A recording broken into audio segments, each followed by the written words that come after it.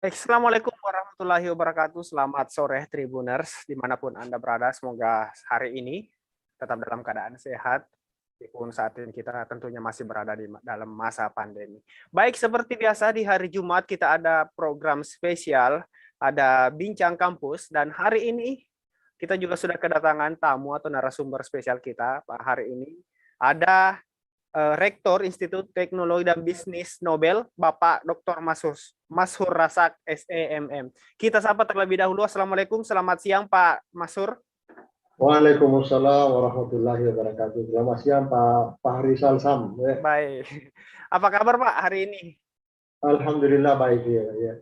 Ya. Baik Pak, ini lokasinya di kampus atau di mana Pak ini? Ya, saya kebetulan hari ini izin dari kampus. Saya di rumah saja ini. Oh, WFH Pak ya. Ya, betul. Baik. Baik Tribuners, tema yang akan kita obrolkan kurang lebih sekitar 1 jam ke depan lah bersama Bapak Rektor ITB Nobel ini, yaitu transformasi kampus di era revolusi industri 4 atau 4.0 atau 4.0. Ini tentu tema yang sangat menarik dan kekinian ya Pak ya, kita bahas hari ini. Ngomong-ngomong soal transformasi kampus, tentu bagi Tribuners atau Sivitas Akademika itu melihat Nobel saat ini baru saja bertransformasi seperti tema yang kita bahas. Karena kan kalau kita ketahui dulu Nobel itu berstatus sekolah tinggi Pak ya, sekolah tinggi ekonomi Nobel. Sekarang sudah berganti nama menjadi Institut Teknologi Bisnis Nobel. Nah, ini akan kita bahas juga. Baik Pak, sesuai dengan tema, kita mulai dari perubahan nama ini Pak. Apa sih Pak tujuan atau target yang ingin dicapai dengan perubahan nama STIE Nobel yang saat ini menjadi ITB Nobel? Silakan Pak Mashur. Baik, terima kasih Pak Fahri Salsam. Pertama-tama saya mengucapkan apresiasi dan terima kasih kesempatan yang diberikan dalam wawancara khusus dengan Tribun ini dengan tema transformasi perguruan tinggi dalam revolusi industri 4.0 ya. Nah, saya ingin mulai dulu beberapa informasi tentang perubahan status. Saya kira kita semua tahu bahwa setiap organisasi itu pasti butuh perkembangan ya. Itu berkembang ya. Kita sendiri tahu di dalam strata perguruan tinggi itu ada beberapa jenis atau ada beberapa tingkatannya. Ada namanya akademi, kemudian di atasnya itu ada sekolah tinggi, di atas sekolah tinggi ada ada institut, kemudian ada universitas ya. Nah, kita sendiri Nobel memang sejak kurang lebih 3 tahun yang lalu itu memang sudah merencanakan untuk melaksanakan perubahan status dari sekolah tinggi menjadi institut ya. Alhamdulillah pada tanggal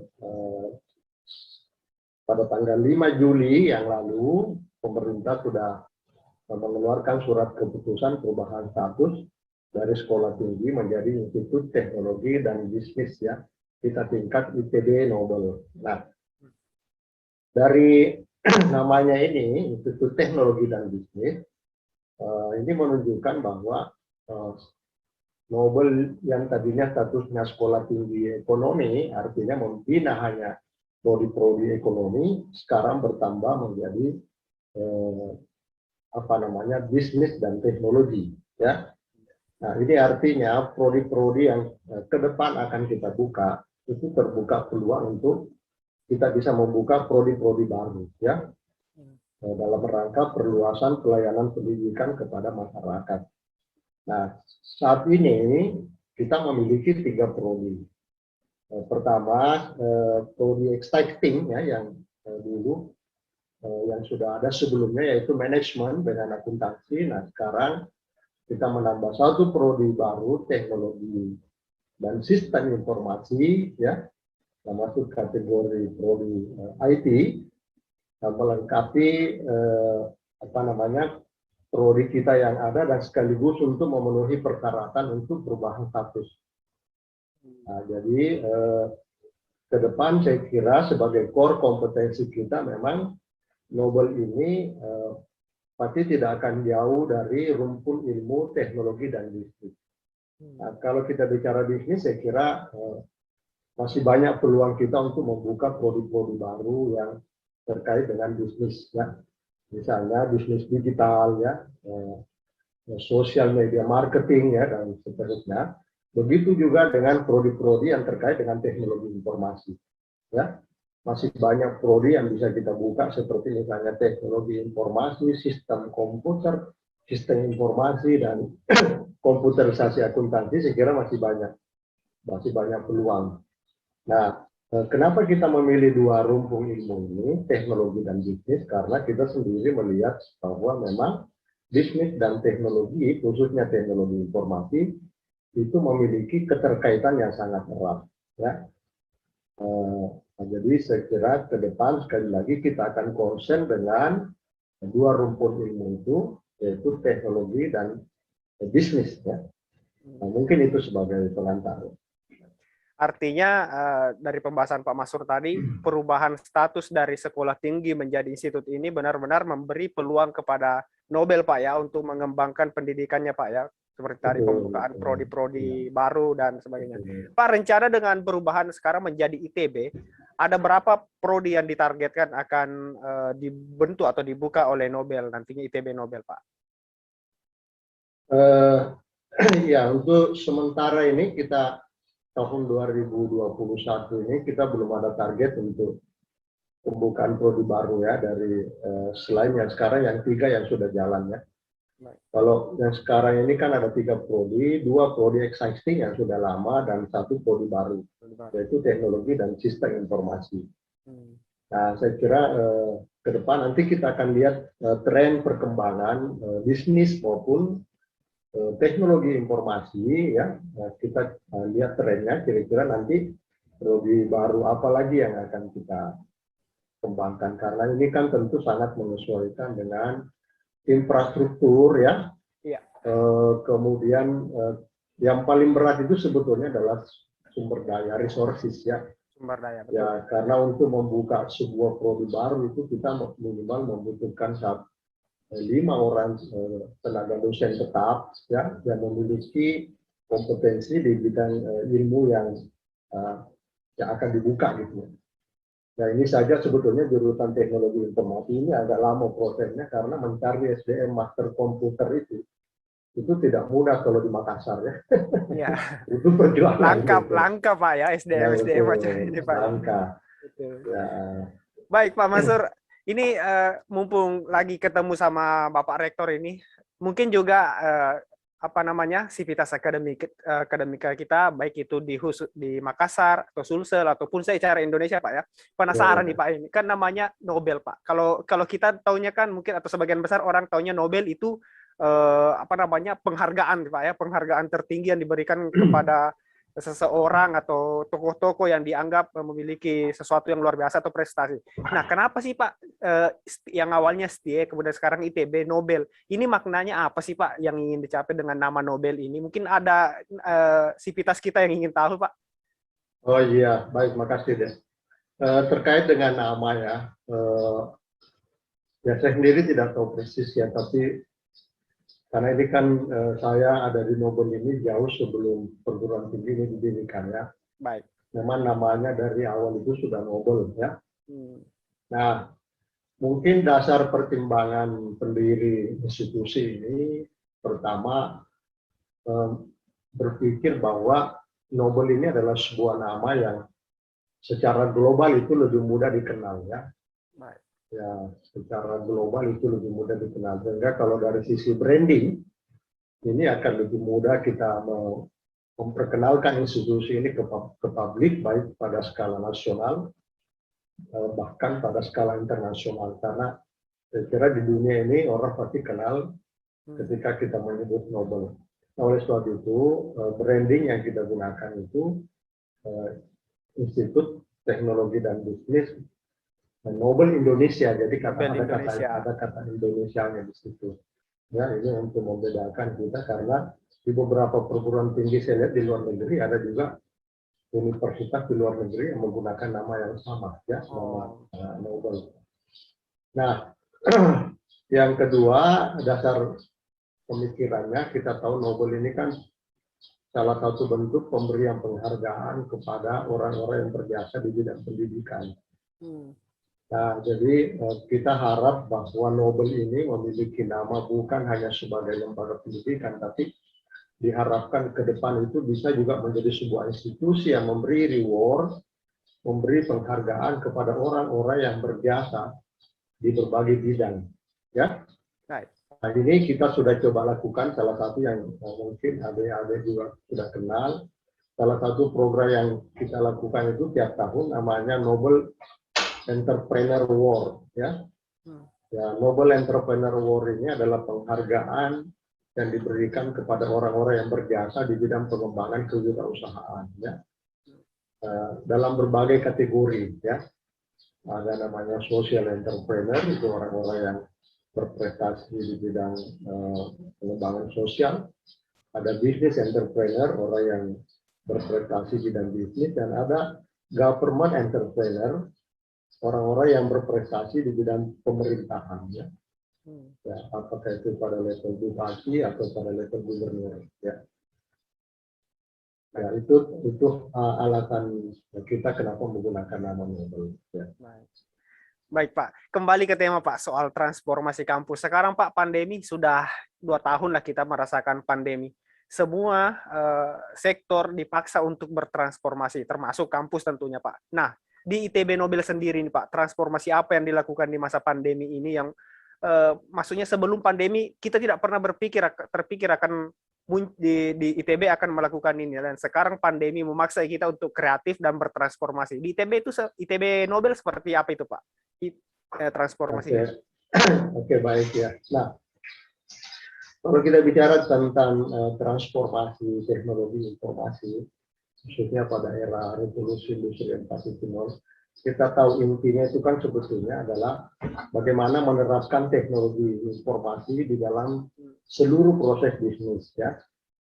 Ya, yang tadinya proses bisnis itu dilakukan secara manual atau secara manual, bagaimana itu dilakukan secara full digital, ya. Nah, pendidikan tinggi sebagai salah satu entitas organisasi, saya kira sama juga atau hampir sama dengan organisasi lainnya yang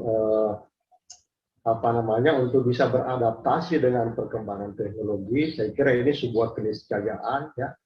Kita tidak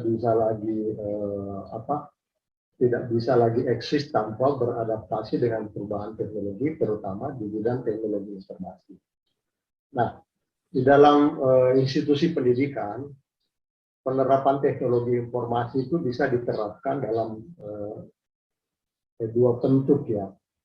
Pertama itu penerapan teknologi informasi dalam proses pembelajaran, ya. Nah, yang kedua penerapan teknologi informasi dalam pelayanan kepada semua stakeholder, ya, para dosen, termasuk para mahasiswa dan masyarakat, ya. Nah, khusus untuk penerapan teknologi informasi dalam proses pembelajaran itu sebetulnya sudah dilakukan oleh Nobel jauh sebelum pandemi, ya. Kita sudah mengembangkan contoh misalnya menggunakan e-learning system atau LMS, learning management system, ya, atau sekarang disebut dengan berbagai macam istilah, ya, blended learning system.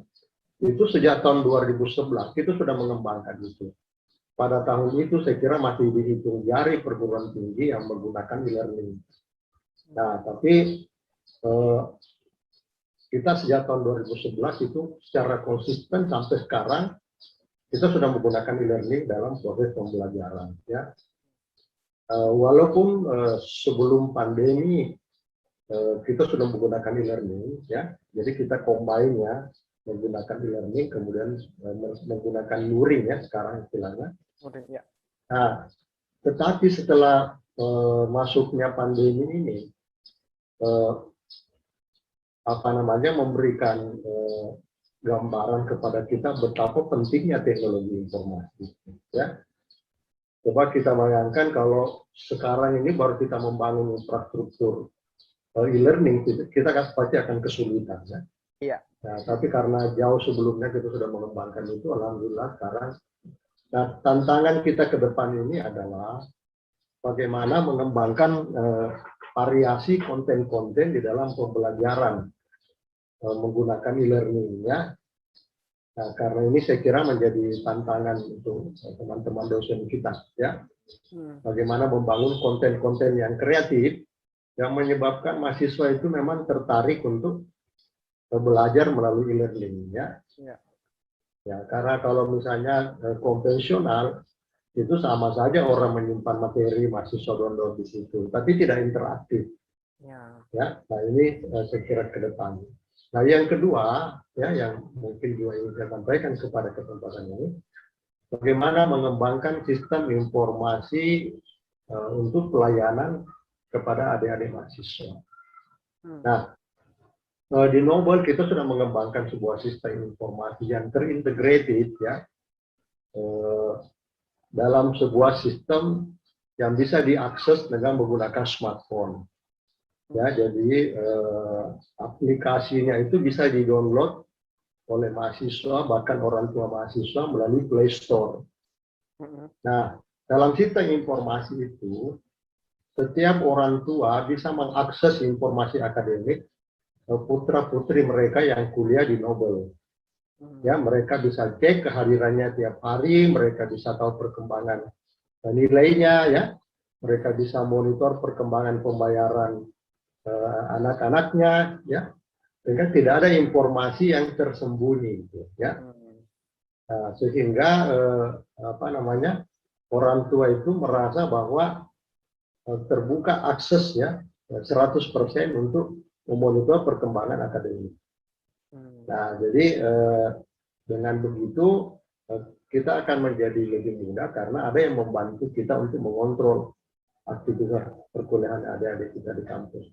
Jadi saya kira itu. Nah, saya kira banyak yang lain lagi. Ada sistem informasi jurnal, ya, ada sistem informasi apa namanya, e-library, ya, sistem informasi perpustakaan, ya. Dan hampir semua aktivitas saya kira sekarang ini sudah dilakukan secara digital. Jadi pelayanan-pelayanan di kampus itu hampir saya kira 100% tidak ada lagi pelayanan secara luring di kampus, ya. Artinya memang Nobel, ITB Nobel ini transformasinya sudah jauh sebelumnya, Pak, ya, sudah mulai dikembangkan transformasinya ke digital itu, Pak, ya. Betul, betul. Ya.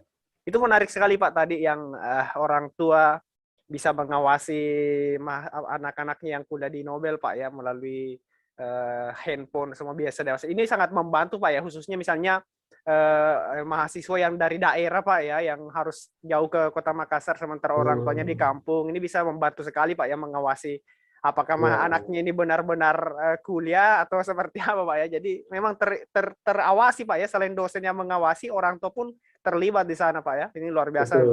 Betul. Ini jadi tentu menjadi apa namanya, bisa jadi rujukan bagi orang tua yang mungkin ingin menguliah, menyekolahkan atau memasukkan nanti anaknya di perguruan tinggi, Pak, ya. Ini bisa jadi info yang bagus, Pak, ya, supaya orang tua tidak khawatir lagi. Baik, Pak. Berbicara soal mahasiswa tadi dan SDM, kita ingin tahu sih, Pak, bagaimana perkembangan SDM di Nobel saat ini, ITB Nobel, baik itu tenaga pendidiknya dan mahasiswanya sendiri. Bagaimana, Pak? Karena kita, kalau saya, Pak, ya, secara pribadi kenalnya mahasiswa Nobel itu mahasiswa yang ya calon entrepreneur, Pak, hebat-hebat di sana. Karena kebetulan, maaf, Pak, ya, kerabat saya, istri saya alumni Nobel juga, Pak. Alhamdulillah. Ya, alumni Nobel. Jadi saya tahu memang dididik di sana jadi entrepreneur, Pak, dan kemarin ditempatkan di praktek-praktek di industri, magang di industri, di perusahaan dan sebagainya. Kita ingin tahu, Pak, bagaimana sih ITB Nobel saat ini pengelolaan SDM-nya, baik itu dosen hingga ke mahasiswa-mahasiswanya, Pak. Silakan, Pak Masur. Baik, makasih, ya. Jadi saya ingin menjelaskan dulu tentang kondisi tenaga dosen, ya, atau tenaga pendidik. Kita bersyukur kepada Allah Subhanahu wa Ta'ala bahwa tenaga pendidik yang kita miliki ini memiliki potensi yang cukup besar, ya. Kita sekarang memiliki tenaga pengajar itu kurang lebih 80 orang ya, kurang lebih 80 orang, dan lebih dari 50% itu kualifikasi doktor ya. Ya, ya ada kurang lebih 70 orang kita punya dosen itu kualifikasi doktor. Berarti kalau dihitung itu mungkin tinggal 10-an atau paling banyak 20 orang yang masih S2 ya. Nah, ini menjadikan Nobel itu perguruan tinggi berdasarkan peringkat klasterisasi yang dikeluarkan oleh kementerian.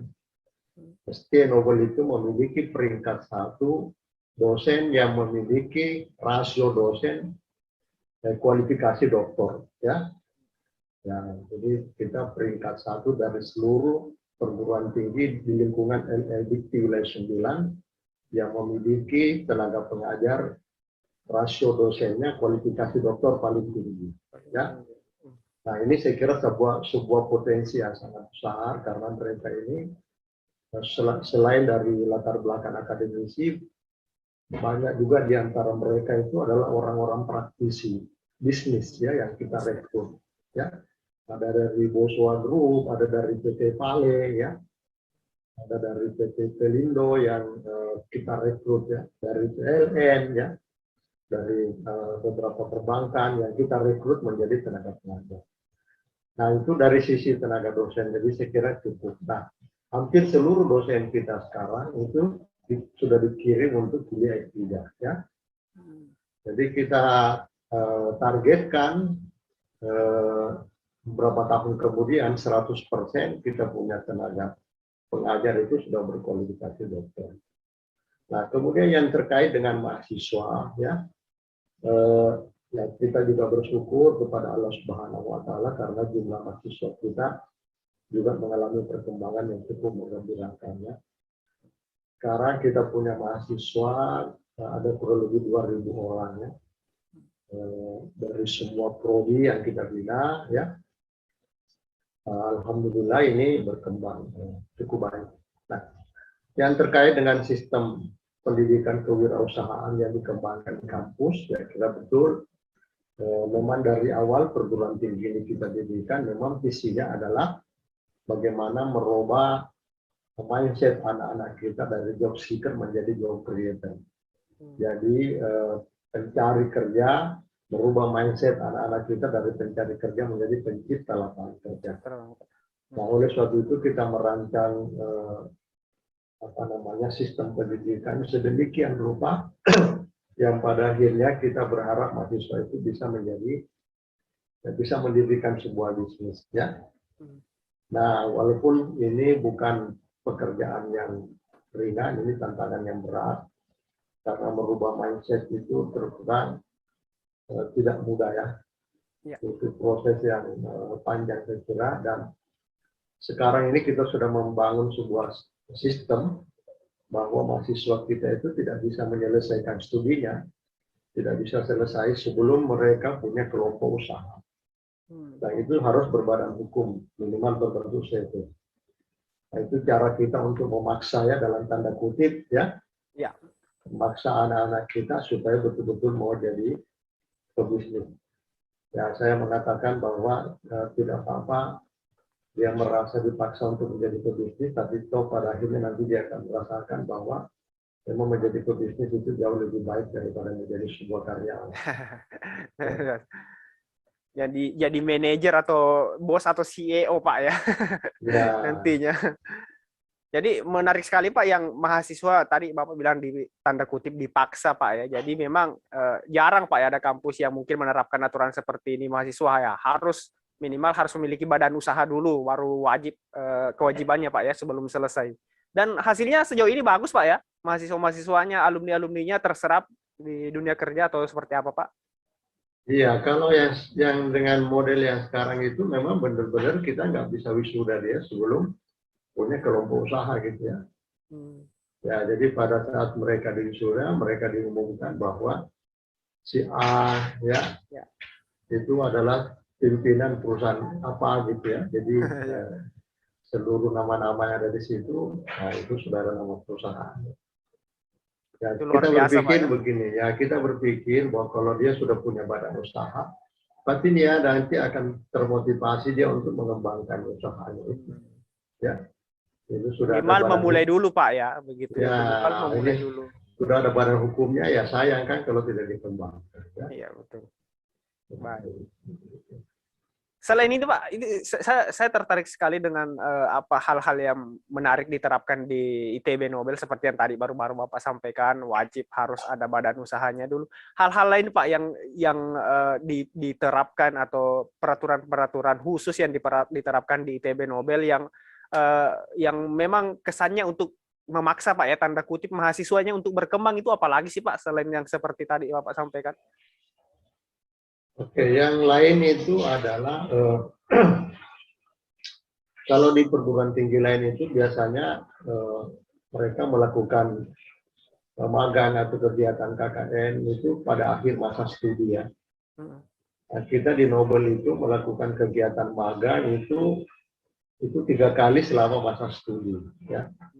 Jadi setiap tahun ya, antara semester 2 dengan semester 3. Antara semester genap dengan semester ganjil, itu ada waktu yang cukup panjang di situ. Nah, jadi mahasiswa kita itu diwajibkan untuk mengikuti magang itu sebanyak 3 kali magang ya. Nah, magang yang pertama itu namanya magang marketing ya. Magang marketing. Jadi mereka dikasih magang di sebuah perusahaan dengan tugas khusus sebagai marketing, sebagai tenaga sales. Nah, kenapa kita wajibkan kepada mereka untuk menjadi tenaga sales? Karena kita tahu salesman itu adalah basic competence yang dibutuhkan, ya, kompetensi dasar yang dibutuhkan sebagai seorang pebisnis. Ya, pebisnis kalau dia tidak bisa menjual, pasti tidak bisa berbisnis. Ya, nah, jadi mereka kita kasih magang di perusahaan, ya. Nah, untuk menjadi tenaga marketing. Nah, kemudian yang kedua, itu ada namanya magang proses bisnis. Magang kedua itu atau magang proses bisnis itu, mereka itu sudah diarahkan untuk magang sesuai dengan minat bisnis yang mau dikembangkan. Jadi misalnya begini, mereka nanti punya cita-cita untuk mengembangkan bisnis restoran. Mereka dikasih magang di restoran. Kalau ada yang mau mengembangkan bisnis di bidang properti, mereka dikasih magang di perusahaan properti. Sehingga mereka bisa memahami bagaimana proses bisnis di bisnis itu. Ya. Nah, kegiatan magang kedua ini berlanjut di magang ketiga. Gitu ya. Jadi kalau misalnya di magang kedua itu dia magangnya di perusahaan properti, maka magang ketiganya juga berlanjut di perusahaan properti. Nah, sehingga pemahaman tentang proses bisnis itu benar-benar dia kuasai. Ya, jadi saya biasa mengatakan memanfaatkan kesempatan magang itu dengan sebaik-baiknya, karena itu adalah kesempatan Anda untuk mencuri ilmu-ilmu bisnis.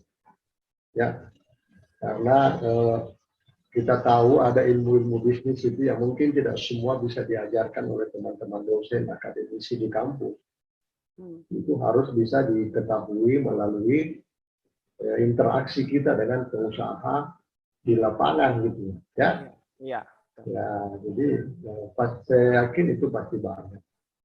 Ya. Nah, jadi harapan kita setelah seluruh mahasiswa mengikuti rangkaian proses pendidikan di Nobel itu benar-benar dia bisa jadi pebisnis. Saya biasa mengatakan benar-benar Anda ini keterlaluan kalau Anda tidak bisa jadi pebisnis setelah kuliah di Nobel. Karena orang-orang dulu kalau kita belajar tidak punya sekolah, tidak punya ilmu, bisa jadi pengusaha. Apatah lagi Anda ini yang sudah dipersiapkan, ya, sudah dipersiapkan dengan berbagai macam sistem pendidikan, ya. Nah, apalagi problemnya, apalagi kendalanya, ya. Betul. Kenapa memang sudah digembleng dari awal Pak ya, mulai dari masuk Nobel sampai selesai memang digembleng untuk bisa menjadi jiwa-jiwa bisnisnya tumbuh Pak ya. Jadi itu yang saya bilang, terlalu bodoh lah Anda ini kalau tidak keluar dari Nobel bisa jadi pengusaha ya. Betul. Baik. Pak, masih kita kembali sedikit ke soal tema kita, transformasi perguruan tinggi atau kampus di era revolusi industri. Menurut Bapak Rektor, Pak Masur ini melihat revolusi industri saat ini itu Pak, seperti apa sih Pak? Dan bagaimana kampus-kampus Bapak melihat ya Pak ya, di Makassar atau di Sulawesi Selatan secara umum dan secara khusus ITB Nobel sendiri menghadapi revolusi industri ini Pak. Apa-apa Pak yang mungkin kampus perlu persiapkan Pak bilang, wah kita harus siapkan ini Pak saat ini menghadapi era revolusi industri dan mungkin revolusi-revolusi yang akan datang lagi di saat mendatang kita tidak tahu seperti apa. Jadi apa-apa saja Pak yang benar-benar disiapkan atau dijadikan bekal oleh Steve Nobel untuk menghadapi masa-masa seperti ini Pak, masa-masa revolusi industri. Baik, silakan Pak Masur. Oke, baik. Ya, saya kira inti dari revolusi industri ini kan sebetulnya perkembangan teknologi informasi ya. Jadi saya kira mau tidak mau setiap perguruan tinggi saya kira harus mendesain kurikulum sedemikian rupa ya, memberikan muatan-muatan kurikulum yang terkait dengan bidang ilmu yang terkait dengan teknologi informasi ya. Ya, jadi kita sendiri kalau di Nobel itu merasa bersyukur karena adanya prodi baru teknologi dan sistem informasi itu akan menjadi supporting bagi prodi kita yang sudah ada sebelumnya, gitu ya. Nah, apalagi dengan penerapan kampus Merdeka dan Merdeka Belajar, itu nanti mahasiswa kita di prodi manajemen itu bisa mengembangkan ilmunya di prodi teknologi informasi, ilmu-ilmu yang terkait dengan teknologi informasi. Begitu juga sebaliknya, mahasiswa kita di prodi teknologi dan sistem informasi itu bisa mengembangkan ilmu-ilmu bisnis dan kewirausahaan di prodi manajemen dan akuntansi. Jadi itu akan menjadi pelengkap, akan menjadi komplementer, ya. Nah, tapi yang menarik saya kira sekarang adalah bagaimana perguruan tinggi itu harus mencermati tren perkembangan ilmu di bidang teknologi informasi, ya. Nah, seperti misalnya kita lihat bagaimana tren perkembangan web, ya, kemudian cloud computing, ya, dan seterusnya, ya. Nah, saya kira ke depan mahasiswa kita itu benar-benar harus diajarkan ilmu yang up to date, gitu ya, teknologi yang terbaru. Jadi jangan sampai kita mengajarkan ilmu-ilmu yang sebetulnya sudah tidak dibutuhkan di zamannya gitu ya. Ya, nanti kasihan mahasiswa kita jadi korban ya. Nah, ini saya kira harapan Presiden kita Pak Jokowi wanti-wanti kepada perguruan tinggi supaya benar-benar bisa mengikuti tren perkembangan teknologi khususnya di bidang teknologi informasi sehingga materi-materi yang diajarkan kepada mahasiswa kita itu adalah materi-materi yang betul-betul sesuai dengan kebutuhan bisnis dan organisasi ke depan itu, ya. Nah, saya kira sampai beberapa era ke depan, saya kira investasi di bidang sistem informasi itu masih akan sangat besar, ya. Ya, karena pasti semua organisasi berlomba-lomba untuk berinvestasi mengembangkan sistem informasinya. Ya. Paling tidak untuk mencapai 6 tujuan strategis, ya. Pertama adalah untuk mencapai keunggulan operasional. Nah, kita ini kan sekarang berlomba-lomba untuk mengembangkan sistem, untuk mengembangkan keunggulan operasional. Siapa yang memiliki aplikasi teknologi informasi yang lebih modern, mereka lah yang memiliki keunggulan operasional, baik di bidang perbankan maupun di bidang industri. Kemudian yang kedua, mengembangkan teknologi informasi untuk mengembangkan produk baru. Ya, saya kira sekarang ini orang bisa mengembangkan produk baru itu karena teknologi informasi. Kita ingat dulu bagaimana orang mendengarkan musik menggunakan kaset, ya. Ya, kaset. Ya, sekarang terjadi revolusi dalam industri pemutar musik. Ya, setelah Steve Jobs menemukan iPod, ya. Jadi itu produk baru yang tidak pernah dipikirkan sebelumnya. Sekarang orang mengembangkan bisnis secara online, ya. muncul jasa transportasi Grab, Gojek dan sebagainya itu tidak pernah dipikirkan oleh orang sebelumnya. Itu karena teknologi informasi, ya. Nah, kemudian bagaimana mengembangkan hubungan supply chain ya dengan pemasok, dengan supplier itu dengan menggunakan teknologi informasi. Sekarang ini supplier dengan dengan pelanggan itu bisa membangun sebuah sistem secara global, ya. Nah, kemudian bagaimana meningkatkan keunggulan kompetitif, ya. Ya, saya kira dengan menguasai teknologi informasi orang bisa memiliki keunggulan kompetitif. Dan yang terakhir ini yang paling penting untuk digarisbawahi, salah satu tujuan orang mengembangkan sistem dan teknologi informasi adalah untuk mempertahankan kelangsungan hidup. Ya. Nah, kita tahu bahwa salah satu syarat untuk bisa hidup yaitu beradaptasi dengan perkembangan teknologi. Kita lihat misalnya gini ya, contoh yang paling mudah di depan kita. Bagaimana bagaimana sistem transportasi konvensional seperti Uber dan sebagainya mengalami kegoncangan dengan adanya Grab, ya. Yang pada akhirnya mereka juga mencoba beradaptasi dengan mengembangkan aplikasi, ya, walaupun sampai sekarang masih kelihatannya agak sulit. Nah, seperti itu yang akan terjadi ke depan. Orang bisa membangun bisnis traveling, bisa membangun bisnis hotel tanpa memiliki hotel. Orang bisa membangun bisnis transportasi tanpa punya mobil dan sebagainya. Seperti itu yang akan terjadi ke depan, ya, dan saya kira itu yang harus diajarkan kepada mahasiswa kita di perguruan tinggi. Baik, luar biasa penjelasan Pak Masrur tadi bagaimana kesiapan Pak ya, kesiapan kita selaku termasuk perguruan tinggi menghadapi era masa depan yang kemungkinan akan semakin serba digital Pak ya. Sekarang saja itu apa-apa yang kita lakukan itu bisa sekarang lewat genggaman HP, semua bisa dilakukan di sana. Dan kita tidak tahu perkembangan ke depan akan seperti apa, tapi pastinya akan semakin canggih. Baik Pak, tadi Bapak sempat menyinggung soal kampus Merdeka dan Merdeka Belajar Pak ya. Saya baca beberapa artikel terakhir tentang perguruan tinggi. Sekarang itu beberapa perguruan tinggi mulai berkolaborasi Pak, baik itu negeri, swasta, negeri-negeri, swasta dengan swasta, swasta dengan negeri dan sebagainya untuk program ini Pak, program Mas Menteri ini. Nah, ITB Nobel sendiri Pak, seperti apa saat ini bentuk transformasinya di program Mas Menteri ini? Baik, jadi begini, begitu pemerintah mengeluarkan kebijakan kampus Merdeka dan Merdeka Belajar, itu langsung kita respon, ya. Langsung kita respon untuk melakukan lokakarya revisi kurikulum. Ya, jadi kita sudah melakukan revisi kurikulum dan setelah itu kita melanjutkan kerjasama dengan beberapa perguruan tinggi, ya, baik perguruan tinggi negeri maupun dengan perguruan tinggi swasta.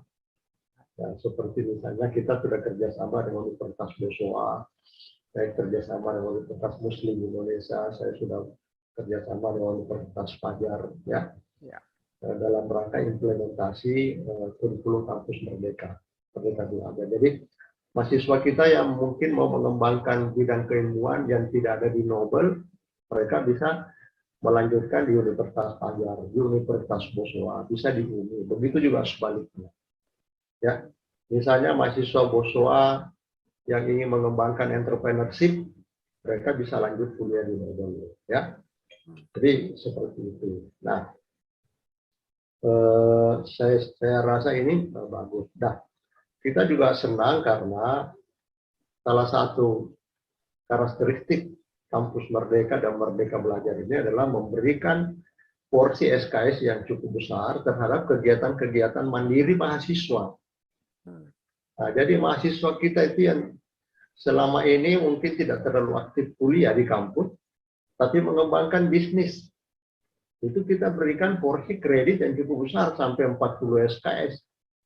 Jadi kalau mereka punya bisnis, ya, kita ada jalur salah satu klaster dalam kampus Merdeka itu namanya jalur berusaha.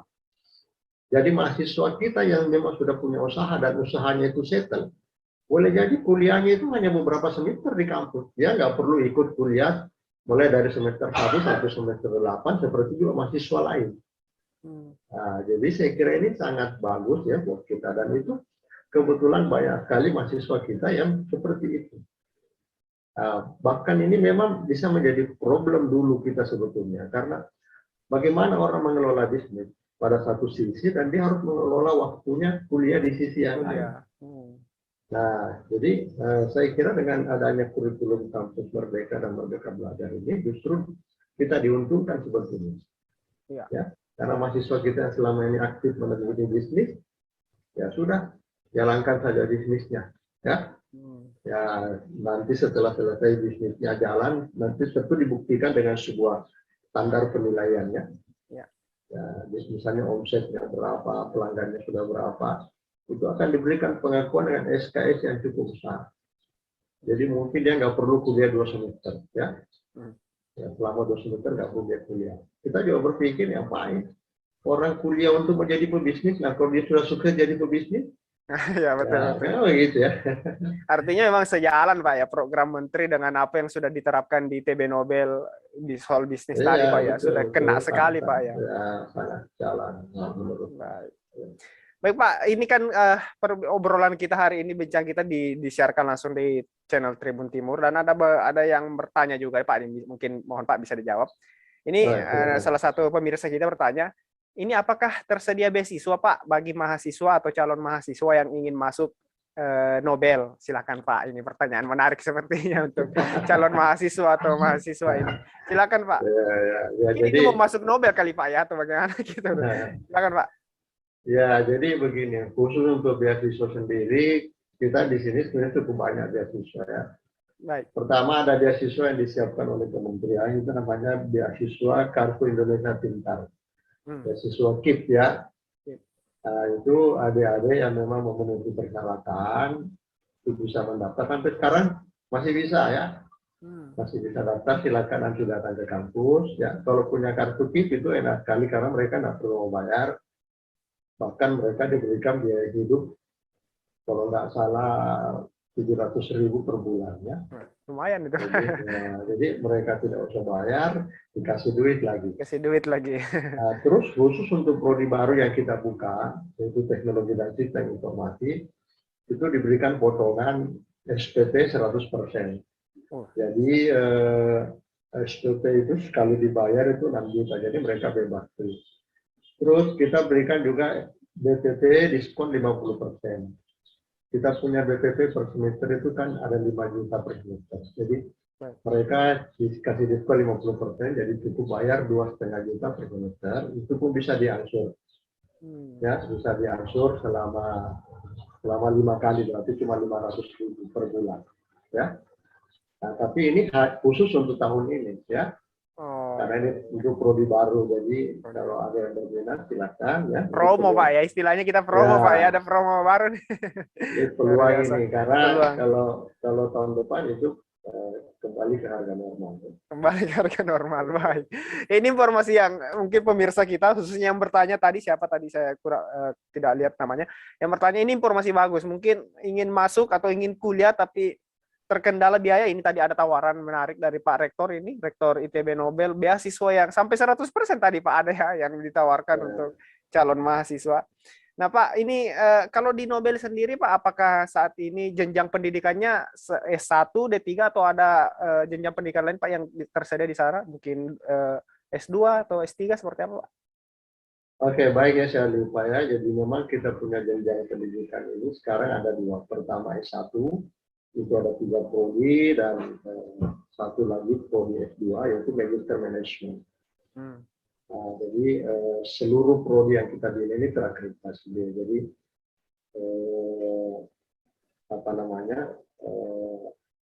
tersedia peluang untuk adik-adik yang S1 yang mungkin sudah jadi pegawai mau melanjutkan di S2 ya, silakan untuk perbaikan karier ya.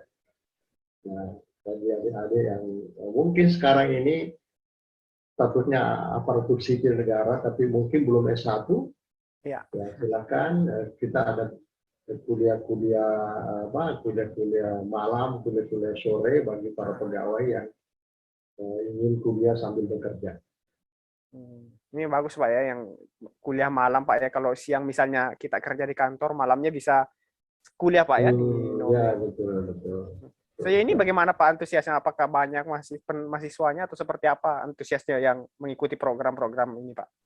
Oh, cukup kalau di S2 itu hampir 100%, hampir 2.000 kita punya mahasiswa di S2 itu. Oh, banyak sekali Pak ya. Dan itu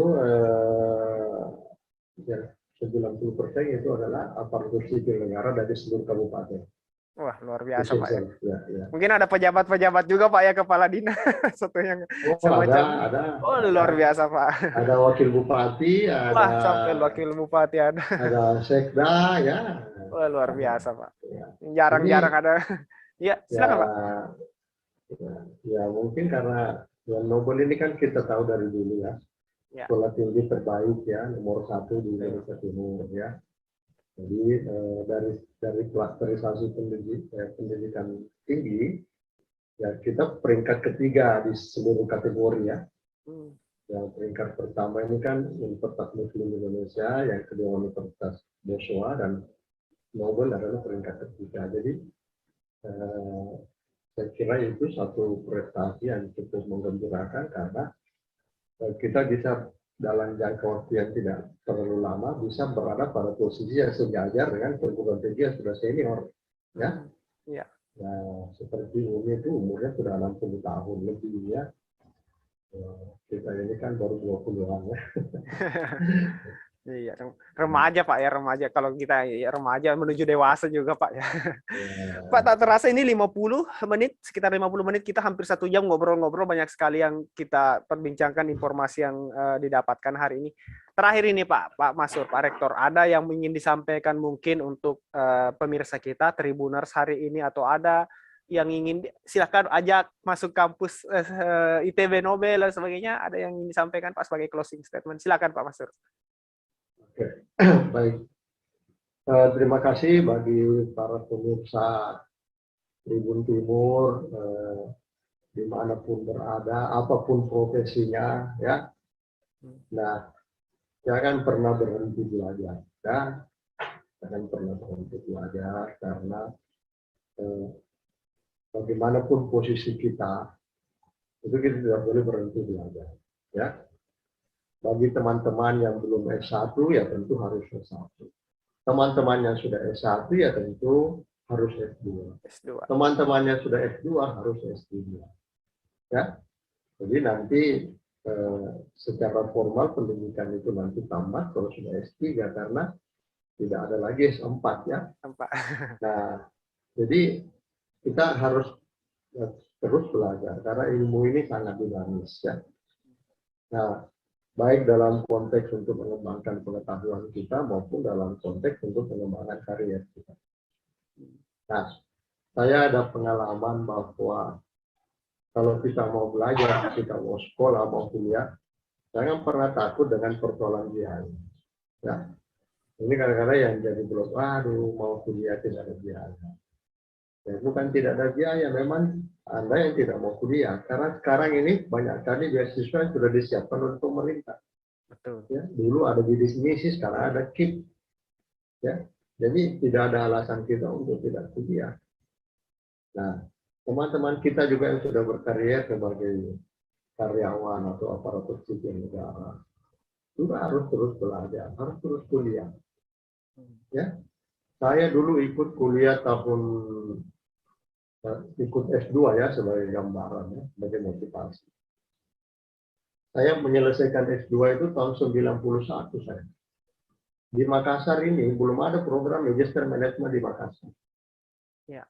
Ya, saya kuliah di Jakarta pada tahun itu, pada waktu itu. Saya selesai tahun 1994. Bayangkan, Pak. Ya, kita bolak-balik Jakarta berkuliah karena belum ada di Makassar. Nah, teman-teman yang sudah ada di Makassar, sudah ada program Magister Manajemen di Makassar, ya kenapa tidak dimanfaatkan? Pada tahun 2003, waktu itu masih langka orang kuliah S3. Ya, karena ada di pikirannya orang, kalau kuliah S3 pasti habis-habisan. Cuma celana dalam yang tidak bisa dibilang. Ya. Tapi saya berpikirnya begitu, Tuhan ini maha pemurah, maha kaya. Ya, kalau kita mau belajar, ya pasti ada saja jalan keluar, ada saja bantuan.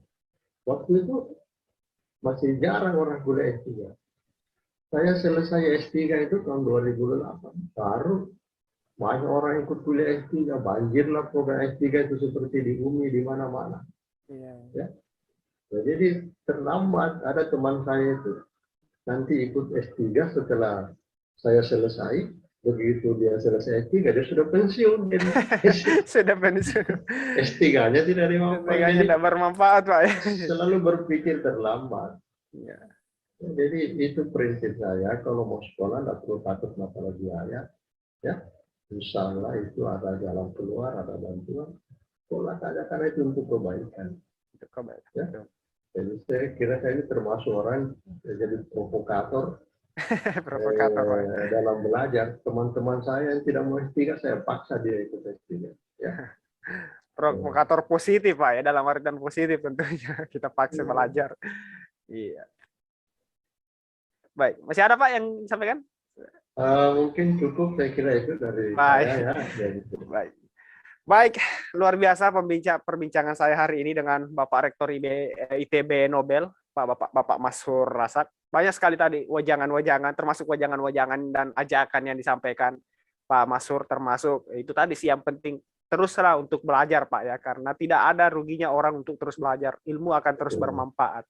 Baik, sekian bincang kampus hari ini, luar biasa. Kita akan seperti biasa akan bertemu pekan depan di hari yang sama, hari Jumat, dan tentunya di waktu yang sama, dan tetap di YouTube, channel YouTube Tribun Timur Berita Online Makassar, dan fanpage Facebook Tribun Timur Berita Online Makassar. Baik, terima kasih banyak Bapak Mashur Rasak atas waktunya hari ini sudah berbincang dengan kita, dengan Tribuners. Semoga kita bisa berjumpa lagi di lain kesempatan. Tribuners, tetap jaga kesehatan di masa pandemi, dan tentunya tetap patuhi protokol kesehatan, imbauan pemerintah, dan semoga kita terhindar dari bahaya virus COVID-19 di masa pandemi ini. Amin ya rabbal alamin. Saya Pak Rizal Syam undur diri bersama Bapak Rektor, Bapak Mashur Rasak. Sekian, kita ketemu di lain kesempatan. Wassalamualaikum warahmatullahi wabarakatuh. Waalaikumsalam.